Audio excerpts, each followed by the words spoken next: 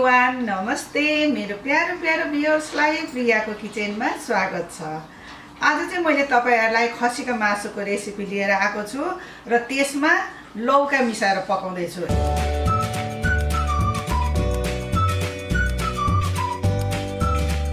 एकदम मिठो हुन्छ लौका मिसाएर पकाउँदाखेरि है। फेरि लौका अब खानको लागि हेल्दी पनि हो।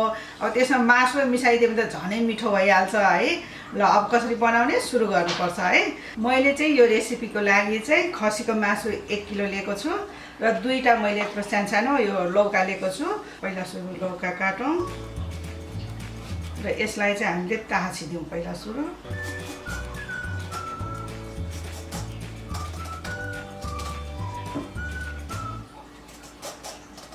लौकालाई ताछेर पखालेर ल्याइसके है मैले। अब यसलाई चाहिँ काट्नुपर्छ।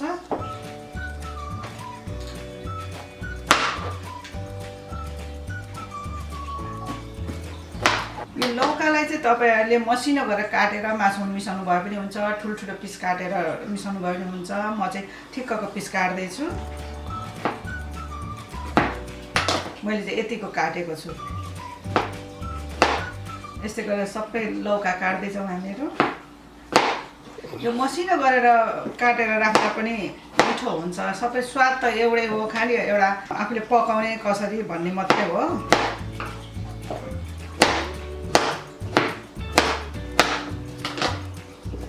मैले सबै लौका काटिसके। अब मासु पकाउनलाई सुरु गरौँ हामी। ल अब हिटलाई अन गरौँ र हिटलाई मिडियममा राख्नुपर्छ। र तेल तपाईहरुलाई कतिको खानु मन लाग्छ हैन, त्यो अनुसारले आफूले कतिको तेल खाने हो त्यो अनुसारले राख्ने हो। मैले चाहिँ 4 टेबल स्पुन तेल राखेँ। अब भाँडा तातिसकेको छ। म त्यो हिटलाई चाहिँ अलिकति लोमा लैजान्छु अहिले। तेल तातिन दिउँ र यसको लागि चाहिँ मैले अलिकति जिरा, सानो चम्चाको आधा चम्चा जिरा अनि एकदमै थोरै मेथी लिएको छु मैले। यो पनि यसमा राखिदिउँ। यो दुवै चिज यसमा राखिदिउँ। र यसको लागि मैले एउटा सानो दालचिनी लिएको छु, यो पनि राखिदिउँ। अनि 4-5 वटा जति चाहिँ मैले ल्वाङ लिएको छु, यो पनि यसमा राखिदिउँ। 2टा सुकमेल लिएको छु, यो पनि राखिदिउँ। र एकछिन यसलाई फ्राई गरौँ। र यसमा मैले एउटा तेजपात लिएको छु, यसरी 2 टुक्रा पारेको छु, यो पनि राखिदिउँ। मैले चाहिँ एउटा ठुलो प्याज लिएको थिएँ, त्यसको आधा हो यो काटेको, पातलो पातलो गरेर यसरी काटेर राखेको छु। अब यो पनि यसमै राखिदिउँ। प्याजलाई चाहिँ राम्रोसँग हामी फ्राई गरौँ। पहिला प्याज फ्राई गर्दा अलिकति नुन राखिदिउँ भने हामीले यो छिट्टै नै हुन्छ। थोरै नुन राखिदिउँ र यसलाई चलाइदिउँ। एकछिन यसलाई पाक्न दिउँ। यो प्याज चाहिँ अब यो ब्राउन ब्राउन पिङ्क पिङ्क टाइपको यसरी भएको छ। यतिको भएपछि चाहिँ हामीले अब मासु राख्नुपर्छ। मासु राख्नुभन्दा पहिला म यो हरियो खोर्सानी, मैले 2टा हरियो खोर्सानी काटेर राखेको थिएँ, यो पनि राखिदिन्छु। यसलाई चलाइदिउँ र अब मासु राख्छु।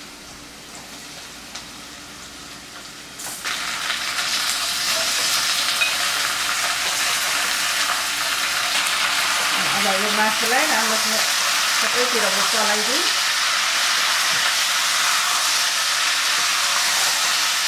यो मासुलाई चाहिँ हामीले यो कलर चेन्ज हुने आलसम्मलाई चाहिँ यसलाई केही पनि नराखिकन चाहिँ फ्राई गर्नुपर्छ हामीले है।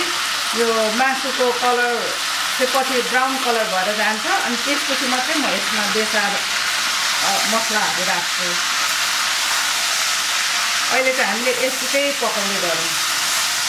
यसलाई चाहिँ हामीले बेला बेलामा यसो चलाउँदै भुट्दै गर्नुपर्छ। यसलाई अझै हामीले 2 मिनट जति चाहिँ यसलाई भुट्नुपर्छ। र मेरो यो मासु फ्राई गरेको पनि यसको कलर, मासुको कलर चेन्ज भइसक्यो। अब यसमा हामीले बेसार राख्नुपर्छ।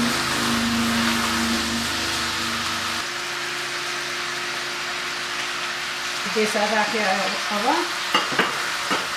यसलाई चलाइदिउँ, सबैतिर मिलाइदिउँ। यो हिटलाई चाहिँ अब मिडियम टु लोमा राखौँ। र त्यसपछि मैले यो अदुवा र लसुन लिएको छु। यो लसुन 1 टेबल स्पुन छ, अदुवा 1 टेबल स्पुन छ। यो तपाईँहरूलाई अब आफूलाई कति इच्छा लाग्छ होइन खानालाई त्यो अनुसारले राख्नुपर्छ। मैले चाहिँ 1 टेबल स्पुन गरेर राखेको छु। अब यो दुईटै यसमा राखिदिउँ।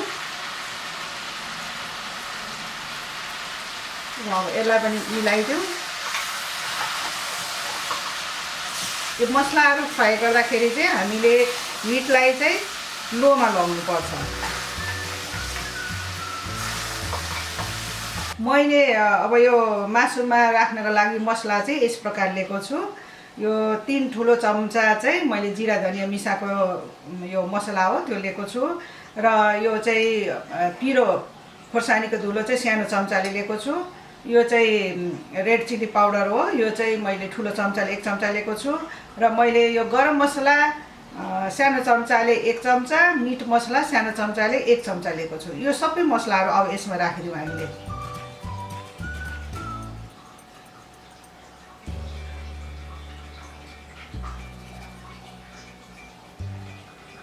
हिटलाई चाहिँ हामीले लोमै राखिरहनुपर्छ, नत्र मसला छिटो डढ्छ होइन। अब यसलाई हामीले मिक्स गरौँ राम्रोसँग, सबैतिर मासुमा मिलाउँ।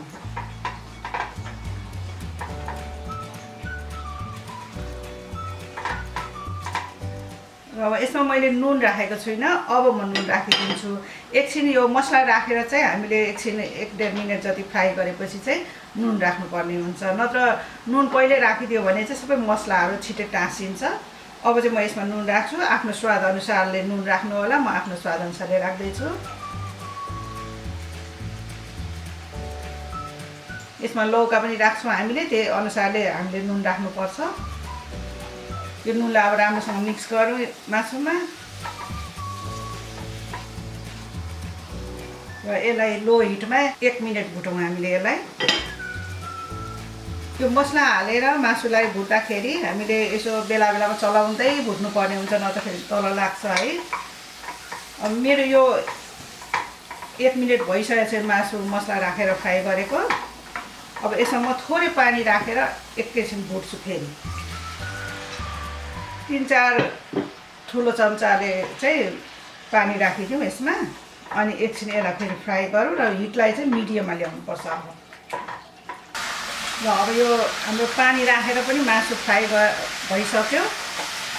अब यसमा हामीले अब पानी राखेर अनि मासु पहिला पकाउनु पर्ने हुन्छ। अब मासुमा पानी राखौँ।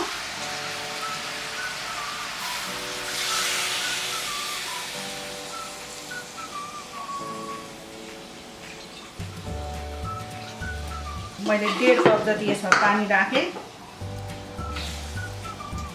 अब हामीले चाहिँ प्रेसर कुकरमा बिर्को लगाएर 5 सिटी चाहिँ म लगाउँछु। अब तपाईँहरूको कुकर कस्तो छ है त्यो अनुसारले लगाउनु होला।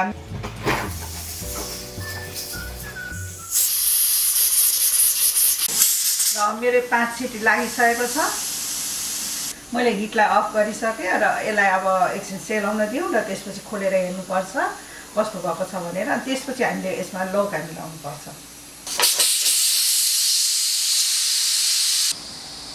अब कुकर सेलाइसकेको छ। अब यसलाई खोलेर हेरौँ कस्तो भएको छ मासु। एकदम ठिक्क राम्रो पाकेको छ यो मासु। अब यसमा हामीले लौका राखेर फेरि 2 सिटी लगाउनुपर्छ। पहिला थोरै राखेर यसलाई चलाउँ।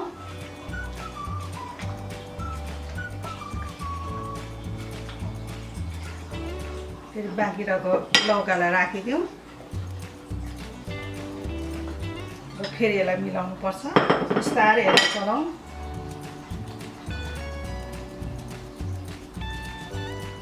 यसमा चाहिँ हामीले थोरै पानी राख्नुपर्छ। लौकामा पानी हुन्छ नै होइन, त्यही पनि फेरि अलिकति पानी राखेर चाहिँ हामीले यसलाई 2 सिटी लगाइदिनुपर्छ।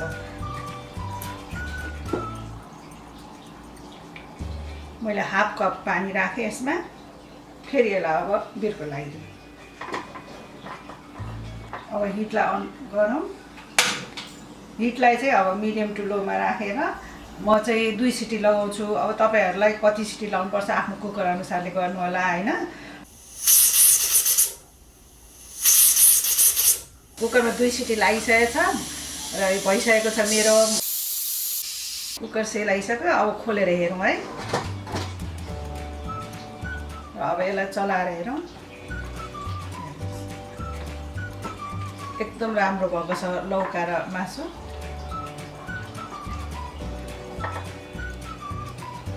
मासु पनि अब पाकिसकेछ। ल अब म यसलाई डिस आउट गर्छु। लौका र खसीको मासु पकाएको पनि तयार भइसक्यो। एकदम मिठो हुन्छ यो, खाँदाखेरि भातसँग खुबै मिठो हुन्छ, रोटीसँग खाँदा पनि मिठो हुन्छ, चिउरासँग खाँदा पनि मिठो हुन्छ। एकचोटि तपाईँहरूले पनि ट्राई गर्नुहोस्। यदि तपाईँहरूलाई मेरो यो रेसिपी मन पर्यो भने मलाई लाइक, कमेन्ट र सब्सक्राइब गरिदिनु होला। फेरि यस्तै गरेर म अर्को नयाँ रेसिपीहरू लिएर आउनेछु। त्यति बेलासम्मको लागि बाई।